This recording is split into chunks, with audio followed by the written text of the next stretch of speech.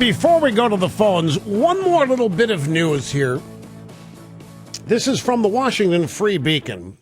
The headline of the story is Obama to soldiers pay up. The Obama administration just today threatened to veto the defense appropriations bill in part because it does not include higher health care fees for members of the military. Now, you heard that right. The regime threatened to veto the defense appropriations bill in part because it does not include higher health care fees for members of the military. The White House wrote in an official policy statement, quote, "The administration is disappointed that the Congress did not incorporate the requested fee initiatives into either the appropriation or authorization legislation. Obama's most recent budget proposal includes billions of dollars in higher fees for members of TRICARE, which is the military healthcare system, and is part of the administration's plan to cut nearly $500 billion of the Pentagon's budget." So to cut money, they want healthcare expenses paid for by members of the military increased. Want the military to have to pay more. Now, why would that be? There's only one reason, folks. The regime's proposal is an effort to force people over to the state-run insurance exchanges. It's a disguised mechanism to get military members to sign up for Obamacare. He mandates in the defense appropriations bill increased health care fees for members of the military. But there's an alternative. Leave the TRICARE system. Go to a state-run exchange. Join Obamacare, where it's going to be cheaper for now. This is all about this administration trying to eliminate all of the choices that we all have for health insurance now, be it employer-based, be it self-purchase, be it wherever we find it. They want those choices limited. They want us all in these state exchanges, eventually melding us all into a single-payer system. And they figure mandating higher costs will force you to go where it's cheaper. And the government, of course, isn't a competitor. The government doesn't have to make a profit. So the government can undersell everybody, which is what they do for the first 2 to 3 years. And their fines, if you don't buy insurance, are also much less than the cost of the policy for the first 2 or 3 years. It's all a scheme. It's all part of a grand plan to get everybody into government-run health care. And all this while, Obama's going to be running around from now to November saying, you like your doctor? You keep him. You like your current plan? You keep it. No, you won't. And don't doubt me.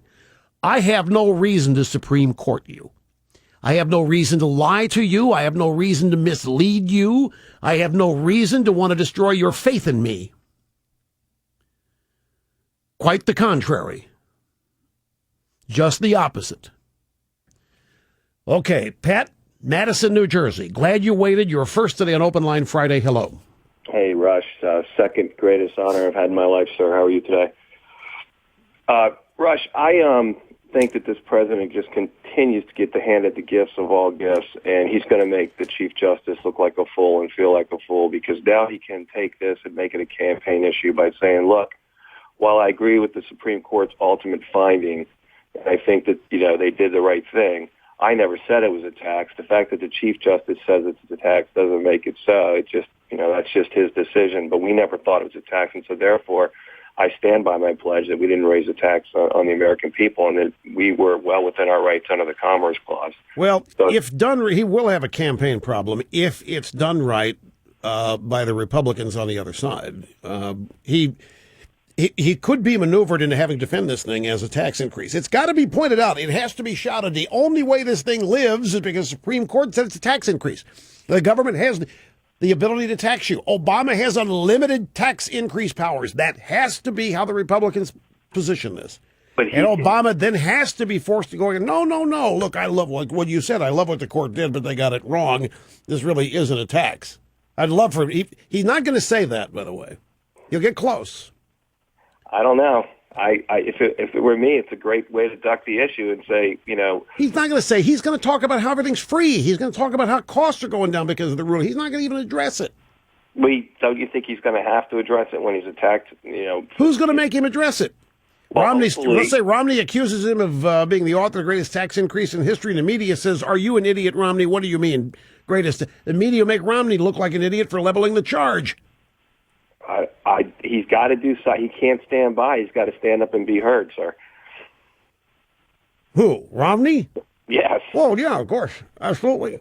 And that's why I think it's a gift that he can just point right back to the Chief Justice. And, he doesn't care if he makes the Chief Justice look bad because he doesn't care whenever he makes anybody look bad.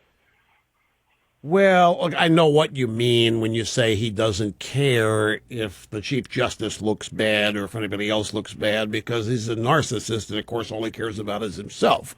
I understand exactly what, but he's not worried about offending him. He already did that, and they came around. That's true. That's true. Intimidating a Chief Justice, if you're Obama, you got to say that intimidating these guys works. Yeah, and he can just put it right back on him. I'm telling you. Well, look, I understand. Everybody wants to find the gift in this thing, and I understand that. I'm looking at it really, folks, as this self-contained legal matter. That's how I'm looking at it. The political consequences of this will happen on their own, and they do redound to our benefit. But it